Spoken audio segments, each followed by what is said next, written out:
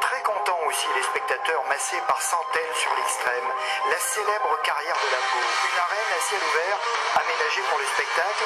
Ici on veut voir les lions manger la falaise.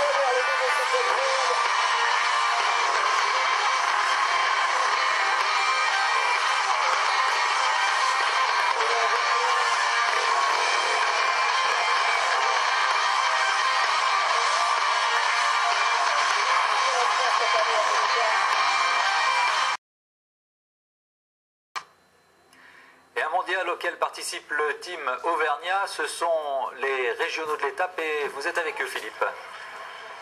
Oui, le team Auvergnat s'appelle Freeride Concept, c'est pas très auvergnat mais ça fonctionne. Un team drivé par Guillaume Bourran qui est ici juste derrière moi, je ne sais pas si vous le voyez. Et un team tout à fait particulier parce qu'ici on a un peu tous les espoirs de l'enduro auvergnat et vous pouvez voir que c'est un team complètement équilibré, 2 garçons, 2 filles, avec Géraldine Fournel, Vincent, Marion et Pierre. Et l'avantage de ce team cette année, c'est qu'il a déjà glané un titre de champion d'Europe avec Géraldine. Géraldine, après seulement 3 ans d'enduro, c'est une sorte de tour de force, non? Ah ben oui, ça a été une succession d'entraînements. Il a fallu persister, ça n'a pas toujours été facile. Et je suis contente d'avoir décroché ce titre cette année. Et un Grand Prix ici, c'est quand même un niveau très difficile, non? Ah bah oui, le niveau est relevé puisque c'est un mondial. Hein. Et il faut s'accrocher. Déjà, terminer la journée sans pénalité, je suis contente, malgré la pluie qu'il a fait. Et puis, j'avais mal démarré la journée puisqu'elle a commencé hier soir. Mais demain est un autre jour et j'espère faire mieux. Marion Gimbert s'est bien débrouillé, hein, je crois, avec une 3e place ce soir. Alors, on a aussi un junior prometteur, Pierre, c'est le plus grand. Pierre, ça donnait quoi la journée aujourd'hui? Une journée pas trop mal, parce que je finis 7e, donc c'est une bonne place, même si à un moment je me battais pour la 4e, 5e place. Bon, après une grosse erreur dans l'extrême m'a un peu éloigné des places devant, mais 7e c'est correct. Qu'est-ce qui fera la différence demain à votre avis?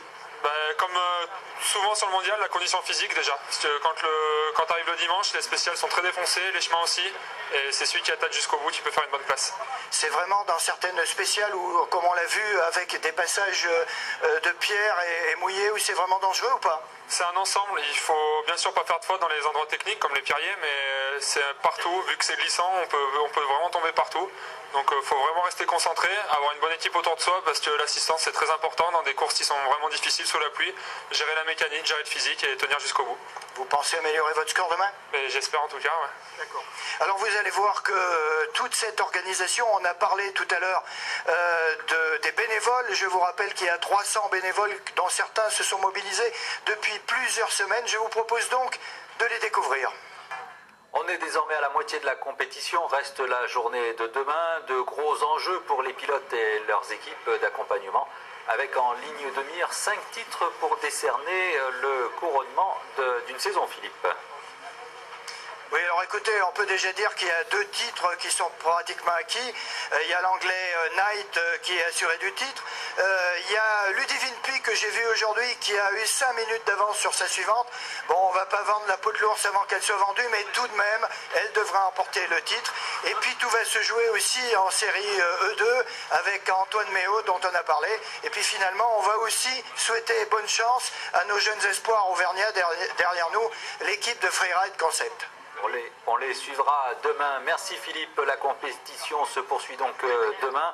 Et les prochains rendez-vous sur France 3, c'est en direct dans 3 partout à partir de midi, puis dans le journal des sports à 19h. Et puis 24 heures sur 24 grâce à un site internet dédié à cet événement à retrouver sur les pages d'accueil de France 3 Rhône-Alpes Auvergne. Et ensuite, vous vous laissez guider.